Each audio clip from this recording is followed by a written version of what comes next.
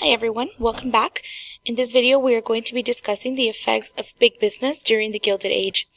We are going to be analyzing the growth of unions and the pros and cons of big business. We will also analyze the social issues affecting children during this time period, and we will describe the costs and benefits of laissez-faire and the Antitrust Acts and the Interstate Commerce Act. When we are finished, you will have the opportunity to interpret and describe political cartoons from the Gilded Age. So first, let's get started with the pros of big business.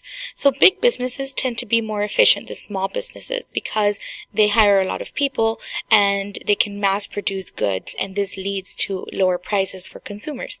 They hire a large amount of workers, so they create jobs.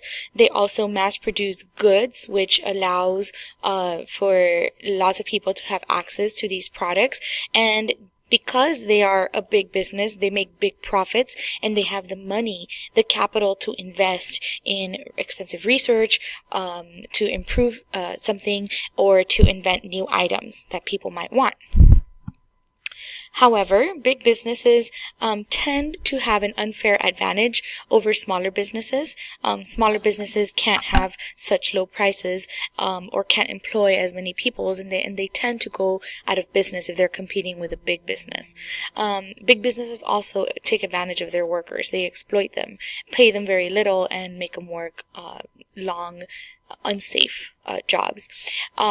They tend to pollute the environment as well, and they have an unfair influence over government policies because they make political contributions to government officials. During the Gilded Age, the government was pretty hands-off. They practiced what is known as laissez-faire, which is one of the de Tocqueville's characteristics of American democracy. Laissez-faire is the belief that the government should not interfere in the operation of the free market. Basically, it's a hands-off approach. The government, however, does protect corporations in order for them to thrive, and they do this by passing laws that protect private property, and they also pass laws that enforce contracts. The government established a system of patents to protect inventions. So if somebody invented something, they could get a patent, and that means that they own the rights to that product, and somebody couldn't steal their ideas. And the government during the Gilded Age would enact these tariffs, which are essentially taxes that they put on imports from other countries, and that is to protect American businesses. If you put a tariff on a foreign good and make it more expensive than an American good, then people are going to purchase the American good instead. The railroads, however, were one of the companies that were pretty much abusing their power in the United States, and the government did step in to regulate them during the Gilded Age. They used to charge farmers more than big businesses for transporting goods to market, and there were a lot of states who began to pass laws against this, but the Supreme Court ruled against the states, saying that that was unconstitutional, that only the federal government could regulate interstate commerce this way. So the federal government did. They passed the Interstate Commerce Act in 1887, which prohibited unfair practices by railroads. They prohibited the favoritism that railroads showed to big businesses. And this marked the very first time that Congress had regulated a business during the Gilded Age.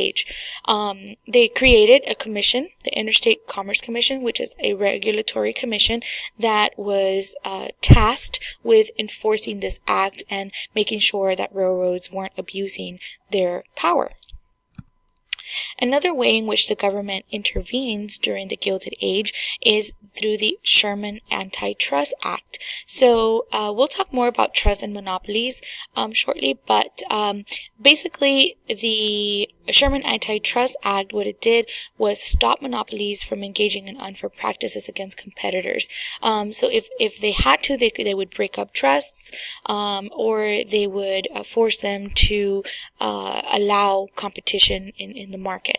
And this marked a significant change in the attitude that Congress had towards the abuses of big businesses, because for the most part, they tended to be pretty pro-business.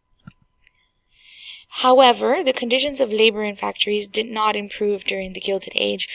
People who worked in factories had to work long hours for very low wages, about 10 to 14 hours per day, 6 days a week, and they were paid between $3 to $12 a week. Immigrants, women, and children were often paid way less than American men. The working conditions were also abhorrent. Employers had a take it or leave it attitude. If you didn't like the way what was going on, you don't like your wage, you don't like the hours you had to work, then you could just quit, and there was a line of unemployed workers outside waiting to take your job. The tasks were also very boring and repetitive. Being in the assembly line, doing the same thing over and over and over again for 12 hours on end, got pretty boring, and the conditions in the factories tended to be pretty hazardous. There was no safety equipment. There were no railings around machines to keep people away from the moving parts.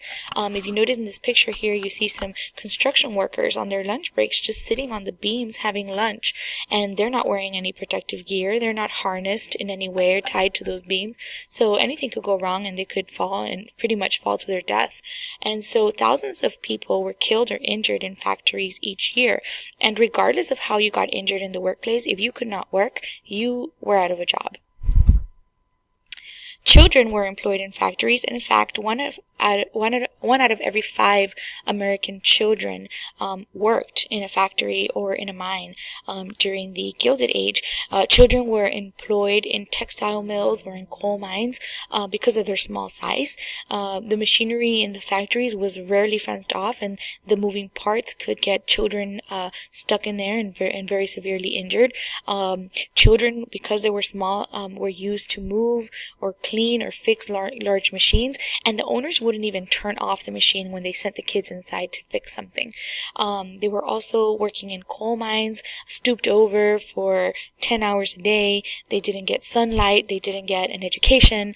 They didn't eat well. And so the children who worked during the Gilded Age tended to have shorter lifespans and didn't really have a childhood. I'm going to show you some images here of children in the workplace. They're doing heavy work that men would typically do, but because they can pay children less, they were employed over American men.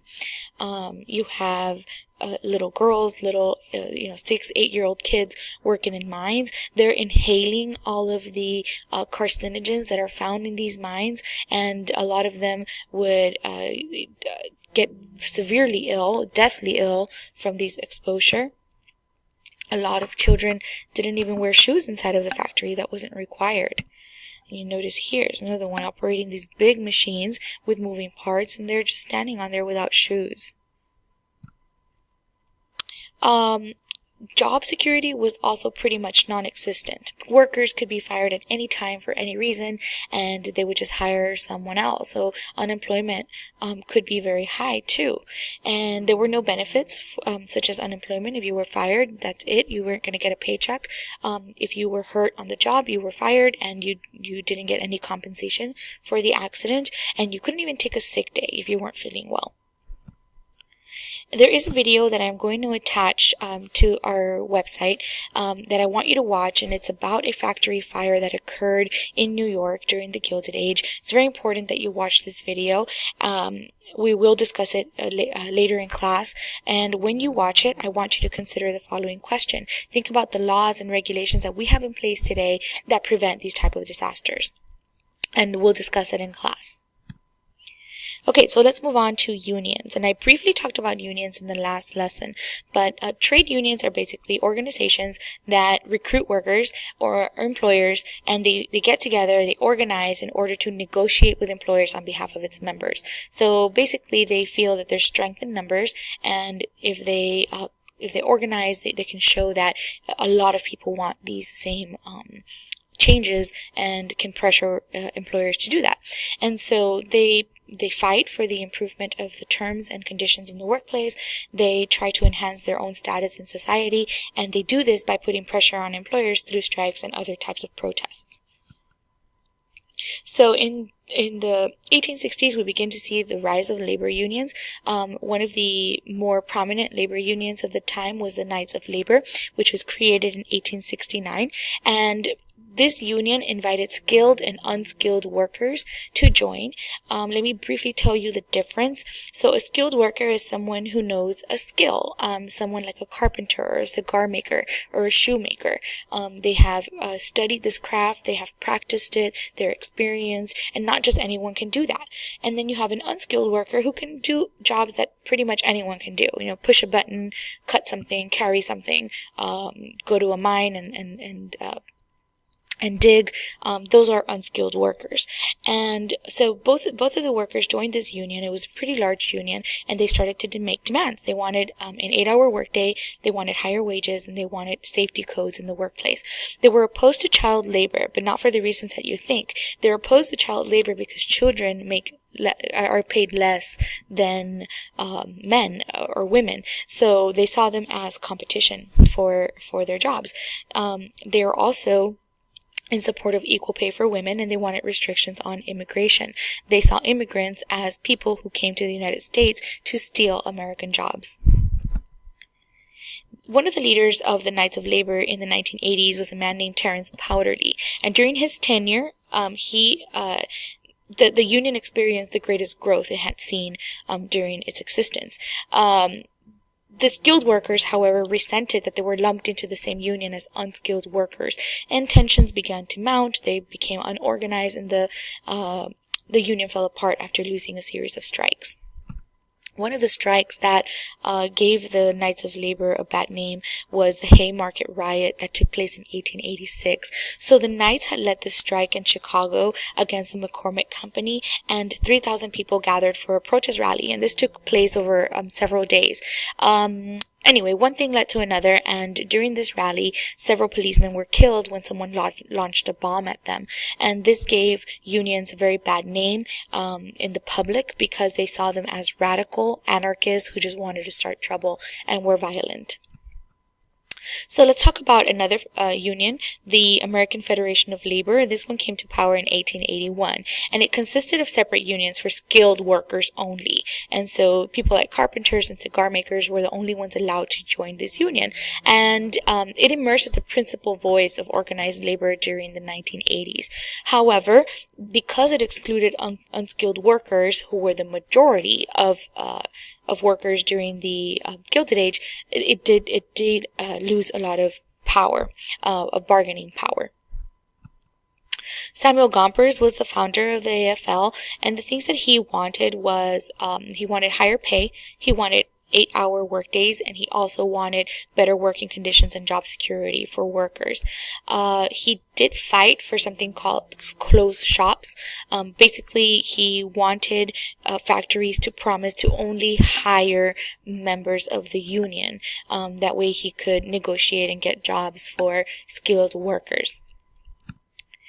Okay, so how did people feel about labor unions? As you can imagine, big businesses didn't like them. Business leaders usually contributed to the political campaigns of politicians in the federal government or in local governments, and they would put pressure on these politicians to pass laws that were favorable towards big businesses and unfavorable to the unions.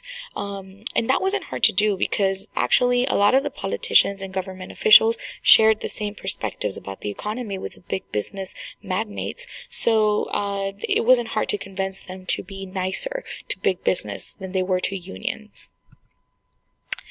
The government leaders feared that the effects of strikes would be devastating to the American economy, that it would lead to higher prices, that it would lead to panic and affect the economy of the United States. They also used to use troops to put down strikes in many cases. And even the courts ruled against unions in some decisions. The courts ruled that the unions were illegal organizations because they violated the terms of the Sherman Antitrust Act. And the public did not view unions favorably either. Many people believe that businesses had the right to hire and fire as they wanted, and that the government shouldn't tell them how to hire and fire and conduct business. They also feared that if wages increase, so would prices, and consumers didn't want to pay more for goods. And they also, because of riots and some violence that occurred, like the Haymarket riot, for example, they associated unions with violence and radical ideas.